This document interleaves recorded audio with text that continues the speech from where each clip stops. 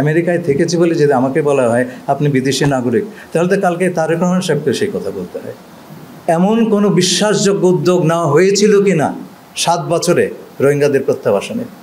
ইস্যুটা তো মরেই গেছিল ভাই, ইস্যুটা মরে গেছিল, সেটাকে টেনে তুলতে হয়েছে। এবং আজ অবধি প্রায় 12 লক্ষ রোহিঙ্গা বাংলাদেশে শরণার্থী হিসেবে অবস্থান করছেন। এই সরকার যখন দায়িত্ব গ্রহণ করে তারপর থেকে আমরা এই ইস্যুটিকে আন্তর্জাতিক এজেন্ডায় পুনরায় তুলে নেবার সর্বাত্মক চেষ্টা করেছি। এর আগের 7 বছর এই ইস্যুটি প্রায় অপসৃত হয়ে গিয়েছিল এবং এরপর বিভিন্ন সাম্প্রতিক ঘটনাবলিতে, বিশেষ করে গাজা এবং ইউক্রেনের যুদ্ধ, এতে করে এই ইস্যুটা আরও পেছনে পড়ে গিয়েছিল। আপনারা হয়তো স্মরণ করবেন যে গত সেপ্টেম্বর মাসে প্রধান উপদেষ্টা জাতিসংঘ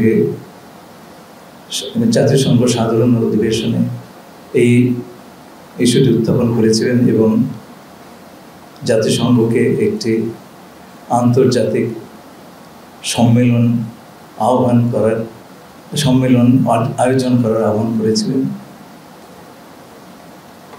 সেটা তিনি করেছেন সেপ্টেম্বর মাসে এবং আমরা অত্যন্ত আনন্দিত হয়েছি যে আন্তর্জাতিক সম্প্রদায় এতে সোৎসাহে সাড়া দিয়েছে এবং গত সাধারণ অধিবেশনে জাতিসংঘ এই বিষয়ে একটি উচ্চ পর্যায়ের আন্তর্জাতিক সম্মেলনের সিদ্ধান্ত নিয়েছিল। মোট 106টি দেশ এই সিদ্ধান্ত কো-স্পন্সর করে এবং সিদ্ধান্তটি সর্বসম্মতিক্রমে গৃহীত হয়। একটি জাতিগোষ্ঠীকে নিয়ে একটি পরিপূর্ণ জাতিসংঘের সম্মেলন আয়োজন করা একটা অত্যন্ত বিরল উদাহরণ। সেই কাজটি আমরা সম্পন্ন করতে পেরেছি। আগামী 30শে সেপ্টেম্বর জাতিসংঘ সচিবালয়ে এই সম্মেলনটি অনুষ্ঠিত হবে। আমাদের দ্বিতীয় যে বিষয়টি আমাদের সামনে আমরা বিবেচনা করেছি সেটা হচ্ছে এই সমস্যার সমাধান কি।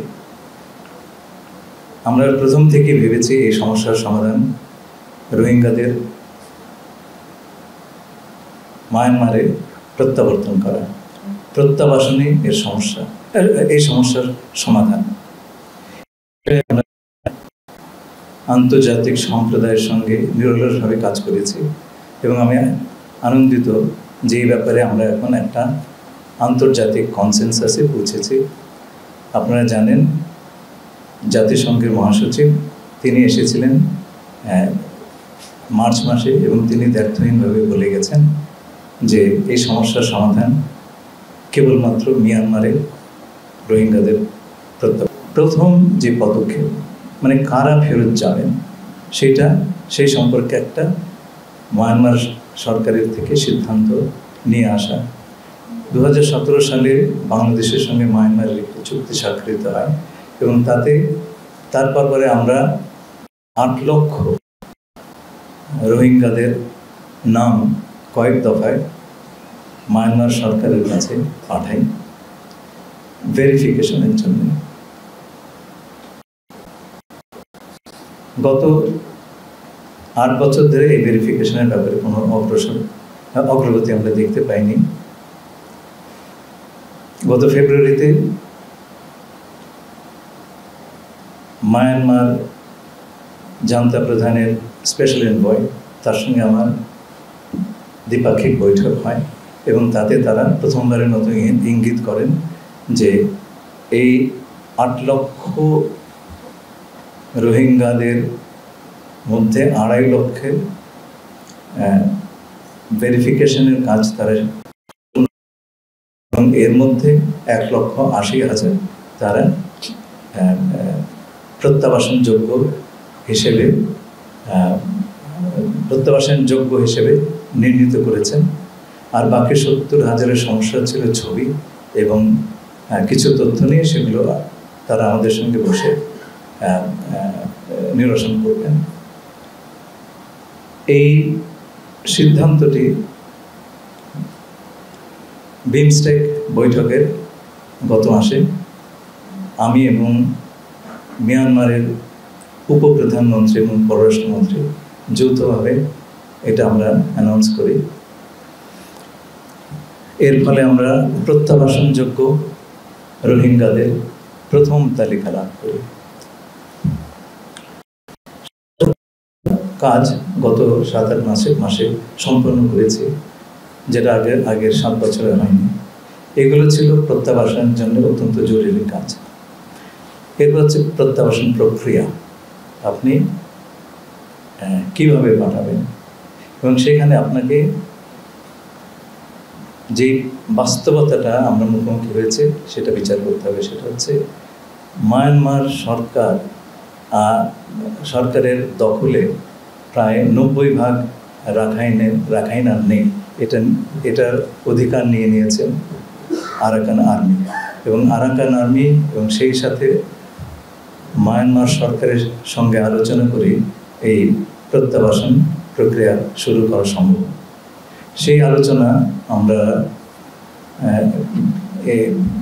একই সমান্তরালে চালু করেছি, আলোচনা চলছে। আমাদেরকে আরাকান আর্মি সুস্পষ্টভাবে বলেছে যে রোহিঙ্গাদের ফেরত নেওয়াটা তাদের একটা প্রিন্সিপাল পজিশন। মায়ানমার সরকারও উল্লেখ করেছেন। যে কথাটি আমাদেরকে আরাকান আর্মি বলেছে তা হলো, পরিস্থিতি অনুকূল হলে তারা এই প্রত্যাবাসনের উদ্যোগ নেবেন। আপনারা জানেন আরাকানের যুদ্ধাবস্থা এখনো নিরসন হয়নি,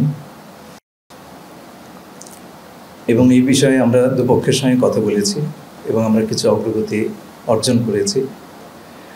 একই সঙ্গে আমরা দেখেছি মায়ানমারে, বিশেষ করে রাখাইন অঞ্চলে এক ব্যাপক খাদ্যাভাব, ওষুধের অভাব, এবং ইউএনডিপি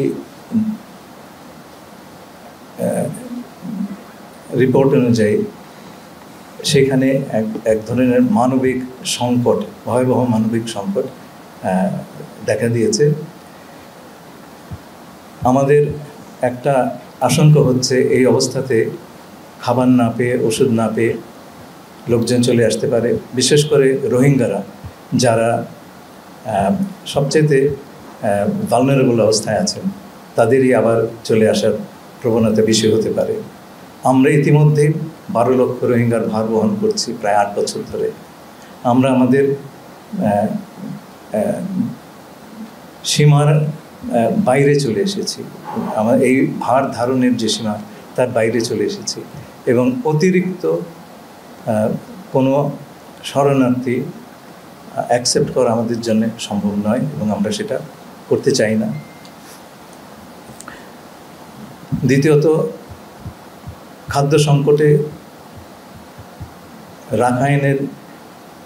রাখাইন সম্প্রদায়ের লোকজনও বিভিন্ন সময়ে আমাদের সীমান্তে এসে খাদ্য এবং ঔষধের সহায়তা চেয়েছেন, এবং তারা যদি আসা শুরু করেন তাহলে তো বিরাট এক সংখ্যায় নতুন ধরনের শরণার্থীর মুখোমুখি আমাদের হতে হবে। আমরা সেটা অ্যাভয়েড করতে জাতিসংঘ কার্যক্রম যেটা মায়ানমারে চলছে সেটা রাখাইনে আর চলা সম্ভব নেই, এই কারণে যে যুদ্ধাবস্থার কারণে মানবিক যে কোনো প্রকার ত্রাণ হচ্ছে না। আপনারা জানেন জাতিসংঘ মহাসচিব গত মার্চ মাসে বাংলাদেশে এসে আমাদেরকে বললেন যে আমরা রাখাইনে ত্রাণ সাহায্য দিতে পারি কিনা। আমরা বিষয়টি বিবেচনা করছি, কিন্তু এতে বেশ কিছু আবশ্যকতা আছে। প্রথম কথা হচ্ছে যে যেগুলো জাতিসংঘের তরফ থেকে আরাকান আর্মিকে জানানো হয়েছে যে এই সাহায্য বা সহযোগিতা এটা প্রাপ্তির ব্যাপারে বা বিতরণের ব্যাপারে কোনো ধরনের প্রতিবন্ধকতা সৃষ্টি করা যাবে না। এটা নন ডিসক্রিমিনেটরি, তার মানে কাউকে এর থেকে বঞ্চিত করা যাবে না। There will be no weaponization of aid, এটা কোনো যুদ্ধের কাজে ব্যবহার করা যাবে না। আর আমাদের তরফ থেকে আমাদের শঙ্কা হচ্ছে এই যে আরাকানে যে নতুন যে অ্যাডমিনিস্ট্রেটিভ অ্যান্ড সিকিউরিটি অ্যারেঞ্জমেন্ট তৈরি হচ্ছে, আমরা তাতে রোহিঙ্গাদের অংশগ্রহণের চিহ্ন দেখছি না। আমরা আরাকান আর্মিকে সরাসরি বলে দিয়েছি যে এখন যে অবস্থা আছে, যে ছবিটা আমরা দেখছি আরাকান প্রশাসনের, সেটা হচ্ছে এথনিক ক্লিনজিং হয়ে গেলে যা হতো। আমরা কোনো ধরনের এথনিক ক্লিনজিং আমরা সহ্য করব না। তারা যদি এক্সক্লুসিভলি রাখাইনদের নিয়ে মানে রাজ্য পরিচালনা করতে চায়, তাহলে সেটা হবে একটা অ্যাপারথাইড রাষ্ট্র, সেটা আমরা মেনে নিতে পারি না। তাদেরকে এই কথাগুলো বলা হয়েছে, আমরা আশা করছি যে তারা এর সদুত্তর দেবে। আমরা এই সমস্যার শান্তিপূর্ণ সমাধান করতে চাই। বাংলাদেশ মনে করে এই সমস্যার একমাত্র সমাধান হচ্ছে রোহিঙ্গাদের মায়ানমারে প্রত্যাবাসন করা। আমরা এই কাজটি করার সকল অপশনে আমাদের টেবিলে থাকবে। আমরা সর্বপ্রযত্নে এবং আমাদের সকল কূটনৈতিক এবং অন্যান্য সামর্থ্য দিয়ে এই সমস্যার সমাধান করার প্রচেষ্টা করি। আমি জানি মায়ানমারে জাতিসংঘের সাহায্য নিয়ে বাংলাদেশে একটা করিডোর দেওয়ার কথা যে গুজবটা উঠেছে, আমি দ্ব্যর্থহীনভাবে বলে দিচ্ছি, করিডোর নিয়ে আমাদের সঙ্গে কথা হয় নাই এবং কারোর সঙ্গে কথা হবে না। করিডোরের ব্যাপারটা বুঝতে হবে। করিডোর হচ্ছে একটা ইমার্জেন্সির সময় এক দুর্যোগপূর্ণ জায়গা থেকে মানুষকে সরিয়ে নেওয়ার ব্যবস্থা। আমরা এখানে কাউকে সরাচ্ছি না। আমরা যেটা করছি, যেহেতু আরাকানে কোনো সহযোগিতা এইড এর উপকরণ অন্যান্য সাপ্লাই রুট দিয়ে দেওয়া সম্ভব হচ্ছে না, জাতিসংঘ আমাদেরকে বলল যে আপনারা এই সাহায্য, যেটা তারা তো সাহায্য দিয়েই যাচ্ছে আপনার এসে রোহিঙ্গাদেরকে গত 7-8 বছর ধরে, সেটা আমাদের চোখের সামনে। তারা বললে এর কিছুটা দূরে বর্ডার, আপনারা এইটুকু জায়গাতে আমাদের সাহায্য করবেন যাতে আমরা ওপারে নিয়ে যেতে পারি। জাতিসংঘ তার বিভিন্ন সহযোগীদের মাধ্যমে রাখাইনের ভেতরে যেই চ্যানেল তারা সেটা ব্যবহার করবে এবং সেইটা দিয়ে তারা এই মানবিক সাহায্য পৌঁছে দেবেন রাখাইনের জনগণের কাছে। আমি আবারও বলছি, দ্ব্যর্থহীন কণ্ঠে বলছি, এবং আপনারা সেটা প্রমাণ করতে পারবেন, যোগাযোগ করলেই পাবেন। জাতিসংঘকে জিজ্ঞেস করেন, জাতিসংঘের সমস্ত রাষ্ট্রদের জিজ্ঞেস। আমরা করিডোর নিয়ে কারোর সঙ্গে কোনো ধরনের কথা বলি নাই এবং আমরা বলবো না। আরাকানের যে অবস্থা, তাতে করিডোরের কোনো প্রয়োজন নাই। আমরা এই কোনো করিডোর সৃষ্টি করে সেইখানে কোনো ধরনের লোকজনের আপনার যাতায়াতের ব্যবস্থা সেটা করার কোনো এখন প্রয়োজনীয়তা নাই। যেই প্রয়োজনীয়তা আছে সেটা হচ্ছে সেখানে ত্রাণ সম্ভার পৌঁছে দেওয়া। আপনারা জানেন মায়ানমারে ভূমিকম্প হলো, আমরা কিন্তু তাদের রিকোয়েস্টের বা আবেদনের অপেক্ষা করি না, আমরা পাঠিয়ে দিচ্ছি ত্রাণ। এটাও সেই ধরনের একটা মানবিক অবস্থা এবং আমাদের ধারণা এই কাজটি করতে পারলে সেইখানকার এবং আমরা সেই অবস্থাতে রোহিঙ্গাদের প্রত্যাবাসন নিয়ে আলোচনা করতে পারব। যদি আরাকানের অবস্থা যতদিন অস্থিতিশীল থাকবে ততদিন আমরা প্রত্যাবাসনের কথা বলতেই পারবো না। আর প্রত্যাবাসনের কথা যদি নাই বলতে পারি তাহলে তো প্রত্যাবাসন কৌশল নিয়েও কোনো কথা বলতে পারবো না। সুতরাং প্রত্যাবাসন কৌশলের যে প্রিরিকুইজিট পূর্ব শর্ত আমরা সেখানে আসি নাই। অনেকে বলেছেন করিডোরে নিয়ে আপনারা কথা বলছেন, কারোর সঙ্গে আলাপ করেন নাই। ভাই আমরা কী করে আলাপ করবো? যার অস্তিত্ব নেই তার সঙ্গে সে বিষয়ে আলাপ কী করে হয়?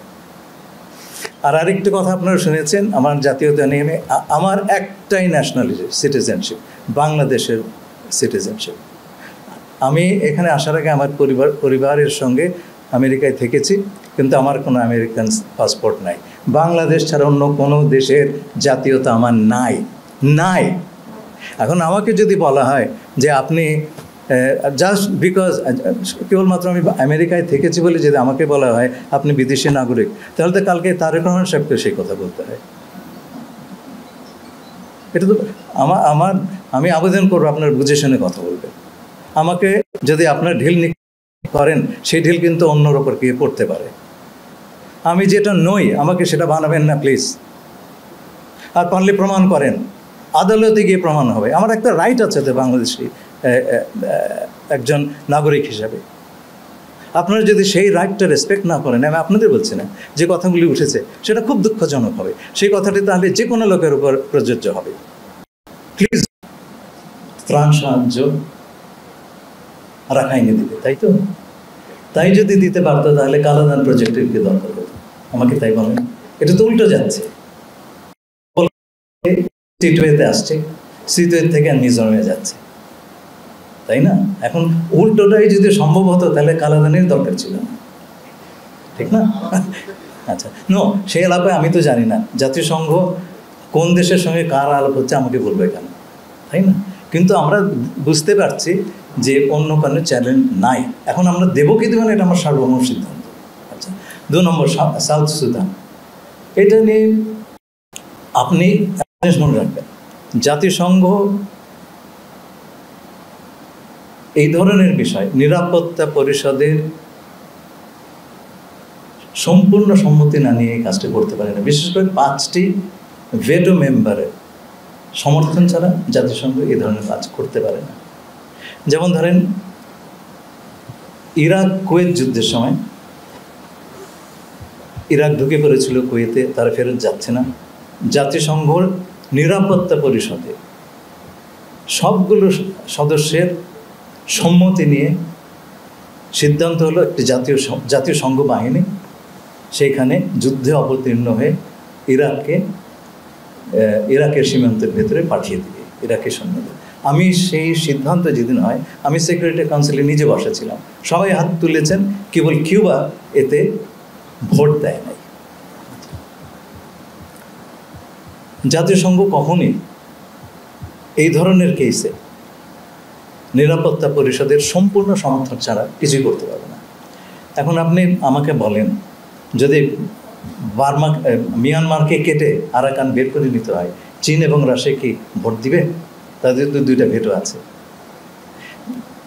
নিরাপত্তা পরিষদে এই বিষয়ে একটা প্রস্তাব গ্রহণের চেষ্টা বেশ কিছু দেশ করছিল, কিন্তু চীন রাশিয়া এটাতে একেবারে সম্মত না। আমি বলছি না রাখাইনকে কেটে দাও, আমি বলছি রাখাইনের যে মানবিক অবস্থা সেইটা নিয়ে একটা রেজলিউশন বা একটা ডিসিশন নিরাপত্তা পরিষদ নেওয়ার চেষ্টা ছিল, কিন্তু বিভিন্ন দেশ সেইটার সমর্থন চীন এবং রাশিয়া দেয় নাই। তো এগুলো করা সম্ভব না যদি জাতিসংঘের নিরাপত্তা পরিষদের সকল সদস্য চ্যাপ্টার 7 নামে একটা চ্যাপ্টার আছে জাতিসংঘ সনদে বল প্রয়োগের সঙ্গে, সেইটা ইনভোক করে যদি না করা যায় জাতিসংঘ কোনো যুদ্ধ বা ইত্যাদি জড়িত হতে পারে না, সম্ভব না। এটা জাতিসংঘ আপনার মহাসচিব চাইলেও পারবেন না, তার সেই ক্ষমতা নেই। আমরা কারো চাপের মধ্যে নেই, কেউ আমাদের কোনো চাপটা দিচ্ছে না। আমরা সবার সঙ্গে কথা বলছি, আমেরিকা চায়না সেখানে অংশীজন তাদের সবার সঙ্গে কথা বলছি, আমাদের ওপরে কোনো চাপ নাই।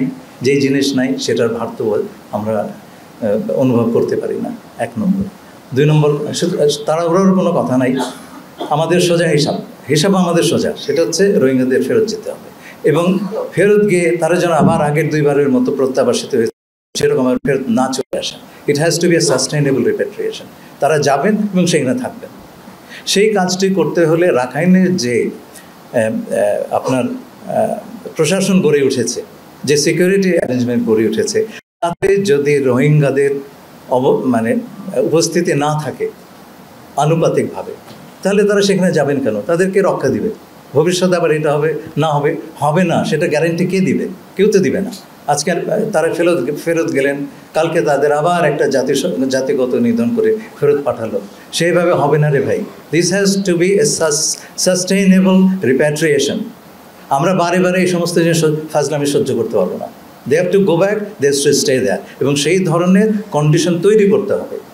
সেইটা যদি না করা হয় এবং সেই অবস্থাতে বাংলাদেশেরও কেউ যদি এদের ফেরত পাঠায়, সেটা হবে সাংঘাতিক রকম একটা ইরেসপন্সিবল কাজ। দেখুন, আপনি করিডোর করতে চাইলে লাগবে। আর আপনি যদি মনে করেন যে না, মিয়ানমার আরাকান আর্মি তারা বললো যে ঠিক আছে ভাই, আমরা বিপদে পড়েছি, আমাদের দুটো সাহায্য দাও, তোমাদের বাংলাদেশ আপনাদের ছাড়ার কোনো রুট নাই, আপনার কেবল বর্ডারটা পার করে দেবেন, আমরা সবাই অ্যাগ্রিমেন্টে আছি, তখন সেটা আমরা বিবেচনা করবো। কিন্তু সেটা বললেই তো হবে না রে ভাই। আরাকান আর্মিকে তো তার ঘরটা গোছাতে হবে। যদি এর মধ্যে বসে থাকে, অ্যাপারথাইড রাষ্ট্র কায়েম করতে চায়, আমরা কেন সাহায্য দিব রে ভাই? প্রশ্নই ওঠে না। ফরেন অ্যাডভাইজারের সঙ্গে আমার তো রোজ কথা হয়। উনি যেটা বলেছিলেন, উনি করিডোর শব্দটা ব্যবহার করেই কিন্তু নিজেকে কারেক্ট করেছিলেন, পাথওয়ে বলেছেন। উনি that was a slip of tongue, and you have to give him that. আমার স্লিপ হতে পারে, কিন্তু উনি কারেক্ট করেছিলেন, এবং সেই কথাটি আর কখনোই বলেন নাই। এটা কিন্তু খেয়াল করবেন। হ্যাঁ, 2 নম্বর কথা হচ্ছে যে নীতিগত সিদ্ধান্ত হচ্ছে আমরা বিবেচনা করব, এর বাইরে না। আমাদের সব কিছুই দেখতে হবে। আমাদের ভূখণ্ড ছাড়া অন্যভাবে যদি দেওয়া যায় তাহলে সেভাবে যাবে। মিয়ানমারি পর্যন্ত যুদ্ধের কারণে কোনো জায়গা খুলতে চায়নি, তাদের জন্য একটা ট্যাকটিক্যাল বা স্ট্র্যাটেজিক সমস্যা হতে পারে। এখন তারা যদি খুলতে না চায়, আমরা তো জোর করে খোলাতে পারবো না, তাই না? আমার তো স্বার্থ আছে। যদি দলে দলে লোক না খেয়ে আমার ঘরে ঢুকে যায় তো মুশকিলের কথা। তো আমরা বলছি এইটা হবে আমাদের টার্মসে, আমাদের জাতীয় স্বার্থ রক্ষা করে। যদি আরাকান আর্মি, আবারও বলছে, আরাকান আর্মি যদি এথনিক ক্লিনজিংয়ের পলিসি তারা চালিয়ে যায়, আরাকান আর্মি ইঙ্গিত দেখি, তাদের সঙ্গে আমাদের কোনো ব্যবসা বাণিজ্য নাই ভাই। হিসাব সিধা।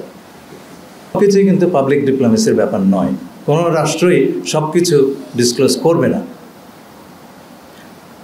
আপনারা যদি দেখেন সাহায্য সেখানে যাচ্ছে, তাহলে ধরে নেবেন 2 পক্ষের সম্মতি আছে, আপনারা ধরে নেবেন। তাছাড়া আমরাও দিব না, তারাও নেবে না, জাতিসংঘের মধ্যে যাবে না। এটা মনে রাখবে। জাতিসংঘ হচ্ছে 190টারও বেশি দেশের সংগঠন। তারা এই সমস্ত অ্যাডভেঞ্চারে যায় না, আপনি কোথাও দেখাতে পারবেন না। আর দ্বিতীয় আপনার প্রশ্নটি কী ছিল?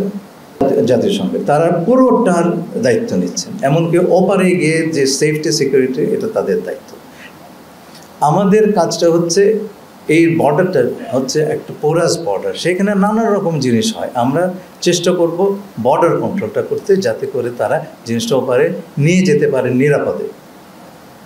এবং আমাদের দেখতে হবে এই প্রক্রিয়াতে কোনো মাদক যাওয়া আসা করছে কিনা, অস্ত্রশস্ত্র যাওয়া আসা করছে না, সেই সিকিউরিটির জিনিসগুলো তো আমাদের দেখতেই হবে, তাই না? আমরা তো কাউকে ফ্রি পাস দিতে পারি না,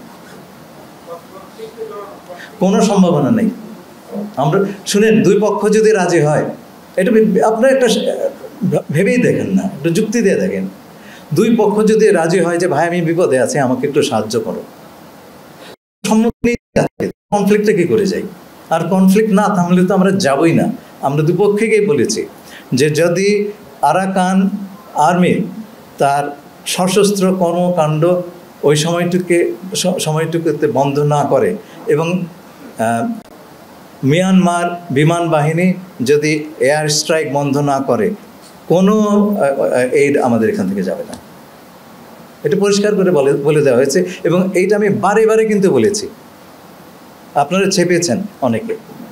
ভাই, রোগী তো হাসপাতালে ভর্তিও হতে হবে, তারপরে তো আপনার চিকিৎসার বন্দোবস্ত। আমরা তো সেখানে যাইনি। দুপক্ষ যদি, সকল পক্ষ যদি রাজি হয়, তাহলে যেটা আমাদের জন্যে আবারও বলছে, কোনো কিছুই কিন্তু রাজি হয় নাই, এখনও সেই পর্যায়ে যাই নাই জিনিসটা।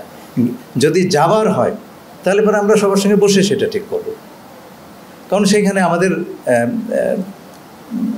নিজস্ব বিবেচনা আছে যে এই ধরনের ঘটনা ঘটলে, এই ধরনের একটা জিনিস আমরা যদি অ্যাগ্রি করতে যাই, আপনি যে কথাগুলি বললেন, রুটগুলি দেখতে হবে। অন্যরা যেটা বললেন, আমাদের যে সেফটি সিকিউরিটি দেখতে হবে, তাই না? আমাদের রাস্তাঘাট কোনটা ব্যবহার হবে, সেইটার অবস্থাকে, হ্যাঁ, সেইগুলো আমাদের দেখতে হবে। এইটার ভেতরে অন্য কিছু চলে যাচ্ছে কিনা সেগুলো আমাদের দেখতে হবে। বহু কিছু বিবেচনার আছে। এটা কি একজনের সিদ্ধান্ত নাকি রে ভাই? এটা শুধু কেবলমাত্র পুরো সরকারের না, সমস্ত অংশীজনের সঙ্গে বসে আমরা এগুলো ঠিক করবো। আমরা সেখানে যাইনি, এখনো পর্যন্ত সেই জায়গাতে আমরা পৌঁছাই নাই। কোনো কিছুই এখনো বিবেচনার অবস্থায় আসে নাই। যখন বিবেচনার জায়গাটাতে আসবে তখন আমরা বিবেচনা করব, এবং বিবেচনার পর্যায়ে আমরা সকলকে নিয়েই সে বিবেচনাটা করব। 1923 সালের থেকে 1924 সালের জুলাই আগস্ট পর্যন্ত সবচেয়ে বেশি সংখ্যক লোক এসছেন যুদ্ধকালীন অবস্থার কারণে, নিরাপত্তাহীনতার কারণে তারা এসছেন। 2023 থেকে 2024 সালের মাঝে আপনার জুলাই আগস্ট সেপ্টেম্বর এই সময়টাতে। তারপরে কিছু কিছু লোক এসছেন খাদ্যাভাবের জন্যে। আমরা সম্প্রতি কিছু নিউ অ্যারাইভাল তাদেরকে জিজ্ঞেস করেছি, ইনসিকিউরিটির কারণে অনেকে আসছেন, এবং খাদ্য ঔষধ ইত্যাদির অভাবে আসছেন। এটা একটা মিক্সড পিকচার। কিন্তু আগের যে ওই সময়টাতে যে বিশাল ফ্লো, সে ধরনের কিছু এখন হচ্ছে না। যাও হচ্ছে সেটাও আমাদের জন্য অ্যাকসেপ্টেবল না। সেই কথাটি আমরা পরিষ্কার আরাকান আর্মির কাছে বলেছি। আমরা একটা সীমার কাছে এসে গেছি, এবং তারা যে প্রতিশ্রুতি আমাদেরকে দিয়েছে যে রোহিঙ্গা যাতে আর বাংলাদেশে না আসে তার চেষ্টা তারা করবেন, আমরা সেটা প্রমাণ করতে চাই। সেই আর মনে রাখবেন, আমাদের এই আলোচনাগুলো আমরা প্রধানত জাতিসংঘকে মাঝে রেখে করি। আমরা একটা এস্টাবলিশড স্টেট, বিভিন্ন আন্তর্জাতিক চুক্তি ইত্যাদির মাধ্যমে আমরা আমাদের অ্যাকাউন্টেবিলিটির একটা ব্যাপার আছে সারা দুনিয়ার কাছে। একটা নন স্টেট অ্যাক্টরে সেটা নাই। সেই কারণেই আমরা জাতিসংঘকে মাঝে রেখেই এই আলোচনাগুলি করছি। আমরা তাদের বিশ্বাসযোগ্যতা পরীক্ষা সবসময় পর্যবেক্ষণে রাখব। যখন আপনি যে কোনো একটা আলাপে যান, আমি কোনো কারো সম্পর্কে ঢালাও মন্তব্য করতে চাই না। যতক্ষণ না পর্যন্ত বিশ্বাসভঙ্গের কারণ দেখছি, ততক্ষণ পর্যন্ত আমরা কাউকে বিশ্বাসভঙ্গকারী বলবো না। এইভাবে নেগোসিয়েশন হয় না। একেবারেই গুজব। সেনাবাহিনীর সঙ্গে আমাদের কোনো পার্থক্য নেই। সেনাপ্রধানের সঙ্গে নিয়ে আমার বিস্তারিত আলোচনা হয়েছে।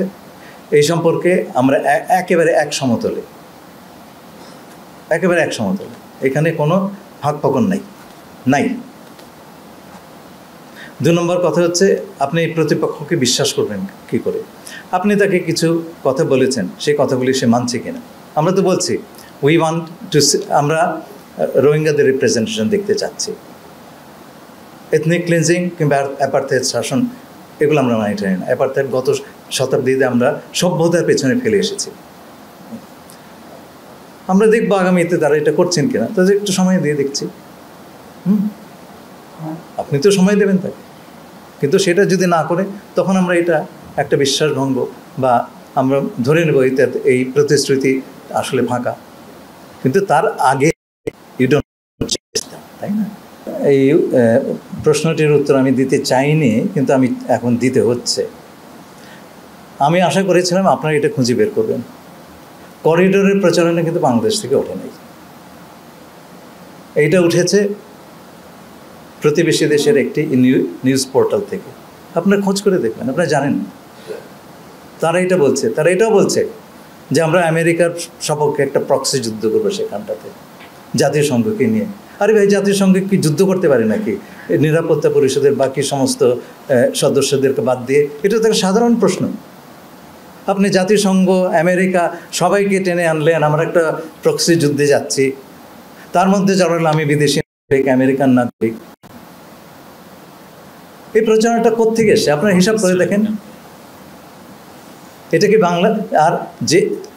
আর এই আমি বলি, আজকে যদি একটা আমেরিকার পক্ষে প্রক্সি যুদ্ধ আরাকানে হয়, ক্ষতিগ্রস্ত হবে কে? এটা আমি আগেও বলেছি, প্রকাশ্যেই বলেছি, ক্ষতিগ্রস্ত হবে কে? তার কিছু বলছে? হ্যাঁ, আমি ইউনিভার্সিটি অফ প্রফেশনালসের একবার সরাসরি বলেছি, টেপও আছে সেটা। হ্যাঁ, তো ওখানে চায়নার সবচেয়ে বড় আপনার একটা অ্যাক্সেস টু ইন্ডিয়ান ওশান, তার তো এমনিতে অ্যাক্সেস নাই, আরাকানের ভেতর দিয়ে অ্যাক্সেস গেছে। ক্ষতি হবে তো তার আমেরিকা সেখানে গেলে, সে কিছু বলছে? ক্ষতি হবে বার্মার, তার একটা অংশ কেটে নেওয়া হচ্ছে, সে কিছু বলছে? তো মায়ের চাইতে তো মাসির দরদ বেশি, আপনারা বোঝেন না কি কোত্থেকে এসছে? প্লিজ এই অপপ্রচারের কোনো প্রচার করবেন না, যারা করেছেন করেছেন, এখন বন্ধ দেন রে ভাই, দেশের স্বার্থ বলে একটা কিছু আছে। আমি এগুলো বলতে চাইনি, আমি ভেবেছি যারা বুদ্ধিমান ব্যক্তি আছে তারা এটা নিয়ে দাঁড়িয়ে যাবেন। আমাকে সব কথা কেন বলতে হবে রে ভাই? সরকার সব কথা বলবে কেন? আমাদের তো এই কথাটা বলাটাও তো আমার জন্য সমীচীন নয়, কিন্তু আমাকে বলালেন। সরকারের ভিতরে আমার ফরেন অফিসের সঙ্গে আমার I coordinate with foreign office on every issue. আর সেনাবাহিনীর সঙ্গে আমি খুব ক্লোজলি কাজ করি, খুব ক্লোজলি কাজ করি। গেলাম 18 এপ্রিল রোহিঙ্গা ক্যাম্পে, এর পরের সপ্তাহে কাতারে আপনার রোহিঙ্গা রাউন্ড টেবল, সেখানে আমি রোহিঙ্গাদের মনোভাবটা জানতে গেছিলাম।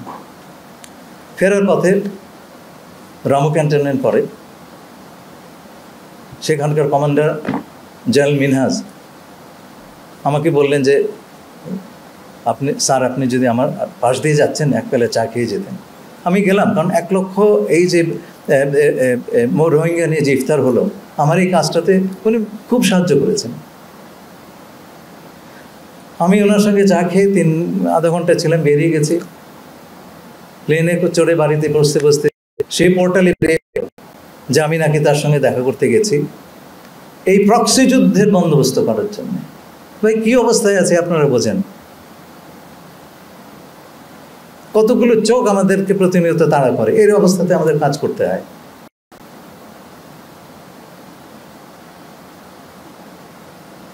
ধন্যবাদ। আপনি কি সত্যি সত্যি মনে করেন যে আমরা দায়িত্ব নেওয়ার আগে there was any serious effort on the part of the government of Bangladesh to resolve this issue? বাংলাদেশের তরফ থেকে এমন কোনো বিশ্বাসযোগ্য উদ্যোগ নেওয়া হয়েছিল কি না 7 বছরে রোহিঙ্গাদের প্রত্যাবাসনে? ইস্যুটা তো মরেই গেছিল ভাই, ইস্যুটা মরে গেছিল, সেটাকে টেনে তুলতে হয়েছে। এমনি এমনি ইউনাইটেড নেশনস দিয়ে দিবে? কতটুকু শ্রম ব্যয় করতে হয় বোঝার চেষ্টা করেন।